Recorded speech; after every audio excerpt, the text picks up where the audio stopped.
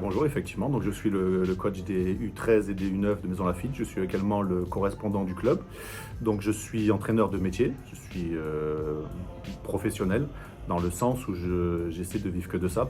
Ça ne sous-entend pas que je sois au niveau professionnel. Donc, je suis aussi à Levallois depuis une douzaine d'années où là-bas, j'ai eu différentes catégories en championnat de région ou championnat de France. J'ai une formation STAPS qui m'a amené au BE1 que j'ai fait valider après en DE.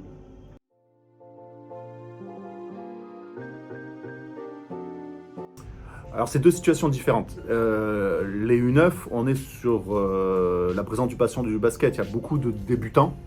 Donc, on est vraiment sur apprendre les règles,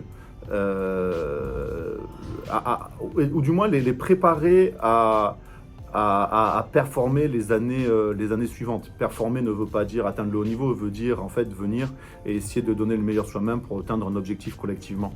Et donc sur les U9, on est vraiment, on va dire, les rendre coachables. C'est-à-dire qu'ils doivent apprendre, je viens à l'entraînement, j'arrive à l'heure, je pars à l'heure, je respecte, je dis bonjour. Et surtout, ma consigne principale, c'est l'entraîneur donne les consignes, les joueurs les appliquent. Donc on est vraiment là-dessus. Et puis le reste, c'est pour les U9, c'est vraiment beaucoup de découvertes, découverte du dribble, découverte du double pas, prioriser la passe pour le basket, puisque le basket est un sport co, je le dis souvent. Donc la priorité, c'est avoir des relations avec des partenaires et non pas jouer tout seul. Donc on est là-dessus. Pour les U13, donc ça fait plusieurs années qu'on était tout le temps en deuxième div et qu'on essayait de jouer le titre. On a toujours terminé sur le podium en seconde div. Là, on est sur une division un peu plus compliquée puisqu'on est sur on va dire une année un peu plus où on a moins de monde qu'il y a déjà différentes années de basket. Et la grande majorité a commencé l'année dernière. Donc on est presque sur le même travail du neuf, c'est-à-dire beaucoup de découvertes, apprentissage du comportement d'un joueur, rendre coachable. Donc on était parti avec beaucoup de difficultés. Et ce week-end, on a gagné notre premier match et c'était très bien. Et ça valide en fait tout leur travail. À savoir qu'ils se sont rendus coachables. On part de très très loin. Par contre, je suis très content de leur progression et leur objectif. Il n'y a pas d'objectif sportif en tant que tel, on va dire, au championnat. Il y a juste essayer de les préparer à eux également, eux, à performer. Donc pour eux, ce sera peut-être un peu plus tard. Les U9, par exemple, s'ils suivent le cursus d'ici 2-3 ans, la prochaine fois qu'ils seront en Benjamin, ils pourront essayer de rejouer la deuxième div. Eux, c'est dans 2-3 ans, donc peut-être pour la deuxième année minime ou première année cadet, où là, ils pourront monter dans des divisions supérieures. Plus on joue en division élevée, plus ça nous permet de prendre du plaisir. Ça ne veut pas forcément dire gagner, mais tout est mieux. Les arbitres sont mieux, les tables sont mieux, les coéquipiers sont mieux, le jeu est mieux, les déplacements sont mieux. Donc c'est ça que je cherche à faire et c'est surtout à ça que je cherche à les préparer. Qu'ils performent avec moi ou avec un autre n'est pas important. J'essaye de les faire grandir. Voilà.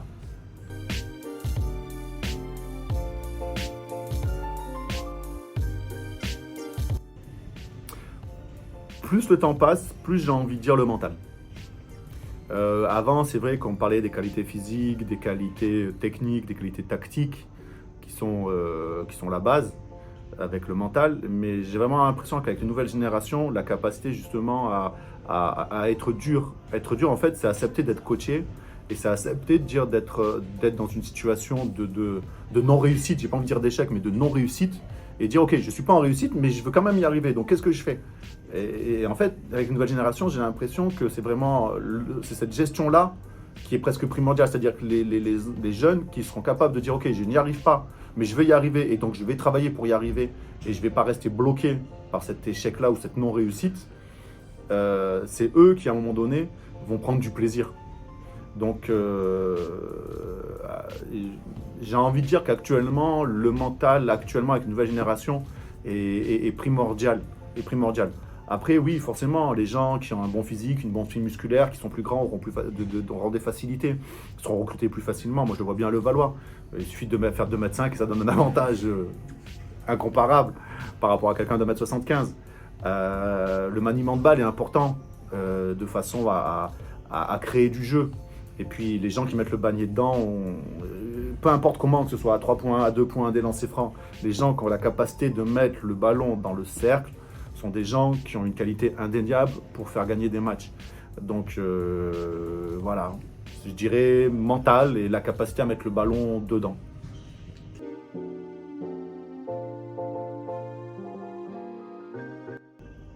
l'altruisme, la capacité à se dire, ok, j'aurais pu faire quelque chose, mais en fait, je vais faire plaisir à un pote.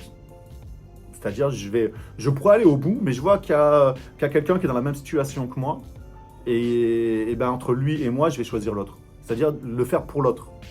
Et je pars du principe qu'à partir du moment où si tout le monde le fait pour les autres, il y a forcément quelqu'un qui le fait pour moi. C'est simple et logique, mais si on le fait tous pour les autres, il y a quelqu'un qui le fait pour soi-même, donc pour nous-mêmes plutôt. Donc c'est cette envie de partager, c'est cette envie de partager. Tu me connais, je t'ai coaché. Le but, c'est, il y a quelqu'un qui est mieux placé que toi, il n'y a pas de négociation, c'est pas obligatoire. C'est ne pas jouer seul, c'est dire ok, le but c'est gagner ensemble. Un jour, je vais marquer, c'est moi qui aurai la balle parce que le jeu veut ça aujourd'hui. Et donc, je vais en profiter. Et le match d'après, bah, ce sera le tour d'un autre joueur. Et moi, je me mettrai en retrait parce que ce sera son tour. C'est vraiment la capacité à accepter collectivement ce que donne le match aujourd'hui.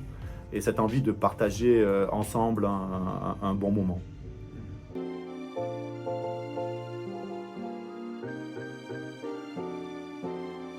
J'ai une suite logique qui est à peu près toujours très régulièrement la même. C'est-à-dire que en fait, je complexifie. Je pars de la fin, à savoir de la dernière situation que je voulais travailler collectivement sur du 5-5. Je la simplifie au plus simple possible. Et c'est ma première situation de base.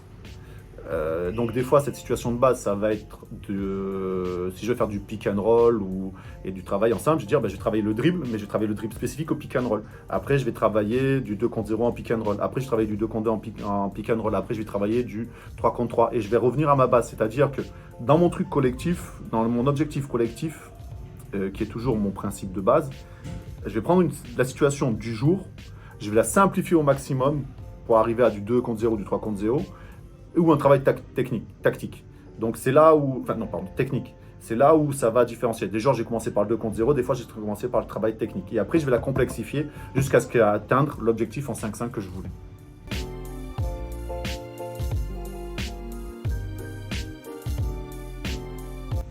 Les faire grandir. Les faire grandir. Tu y es passé, hein, n'est-ce pas? Les faire grandir. Ma vision du basket et de l'entraîneur est en train de plus en à évoluer. Il y a un certain moment où au départ on vient tous en tant qu'entraîneur de basket parce qu'on aime le basket. On aime le basket. Que ce soit l'aspect tactique, technique, physique ou même mental pour certains, même si c'est plus rare parce que dans ce cas-là on va vers le préparateur physique, le préparateur mental. Je me rends compte qu'en fait, fondamentalement, avant d'être un entraîneur, je suis un éducateur. Donc, c'est aider des enfants à grandir. C'est les faire passer d'un stade. Ça rejoint ce que je disais tout à l'heure sur l'aspect mental. C'est leur faire comprendre certaines choses. C'est vraiment les faire grandir, leur faire passer des valeurs, leur faire passer un mode de fonctionnement collectif, leur faire comprendre leur rôle de l'individualité dans un collectif, mais leur faire comprendre que si eux ils jouent leur rôle dans ce collectif, non seulement le collectif va gagner, mais le collectif le rendra à cet individu-là. Et c'est ces notions-là, c'est la façon dont on doit appréhender le sport et ses valeurs. Donc, principale qualité, la capacité à être un bon éducateur.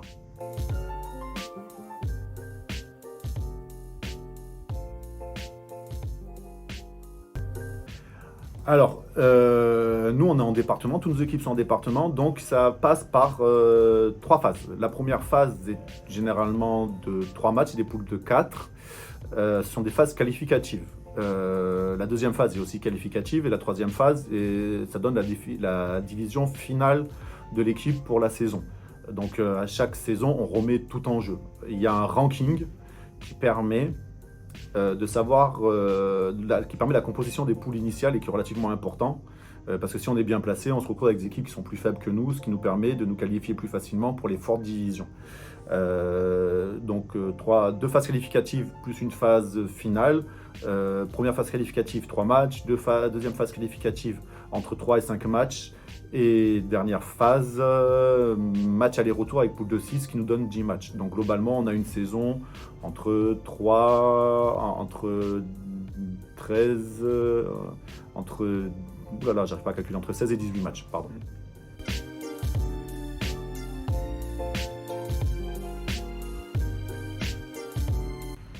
la victoire, certes, parce que la victoire est un élément important, du moment qu'elle est acquis dans la dureté. Une victoire facile ne vaut rien, vaut mieux perdre qu'une victoire facile. Par contre, une victoire acquise dans la dureté crée une bonne dynamique.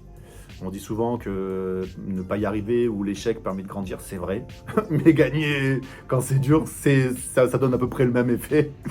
Donc la victoire, je crois énormément à la victoire comme facteur de développement.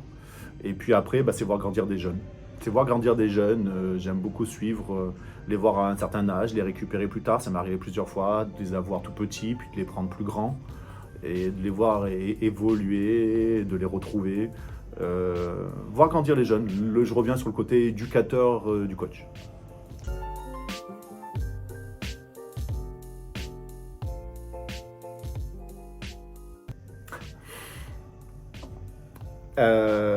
Ouais, j'en ai quelques-unes. Faut savoir que j'ai été vice-champion de France M3 dans le staff de Levallois. Donc cette saison-là, en championnat, on fait 22-0. Et on perd en finale contre Toulouse, ce qui nous fait une saison à 27-1. Et ça nous met sur un petit nuage. Et là, cette année, avec mon autre équipe senior, qui est dans un autre club, j'en suis à 0 victoire et 11 défaites. Et c'est très marrant, en fait, cette chose-là, parce que ça nous rappelle, en fait, l'anecdote. Voilà, je la vois comme ça. Mais c'est juste qu'il faut vraiment profiter des choses quand elles arrivent. Parce que des fois, on pense que la victoire est normale. Et on prend l'habitude. Et des fois, on ne profite pas assez de la situation quand elle se produit. Et c'est après qu'on comprend qu'elle était vraiment bien, qu'on n'a pas assez profité sur le coup. Et je pense que j'ai pas assez profité d'une saison où on gagnait tout, parce qu'on avait un super staff, des super joueurs, des super conditions. Et là, que je suis dans la situation absolument inverse, je pense que j'ai pas assez profité de l'année où tout se déroule bien. Donc c'est un petit message, anecdote comme tu veux, mais quand tout va bien, faut en profiter et il faut vraiment kiffer parce que on sait pas ce qui nous attend, donc quand tout va bien, faut en profiter, vraiment. Bien voilà, merci beaucoup d'avoir répondu à mes questions. Merci Mathieu, merci à toi. Et on se retrouve pour la prochaine interview.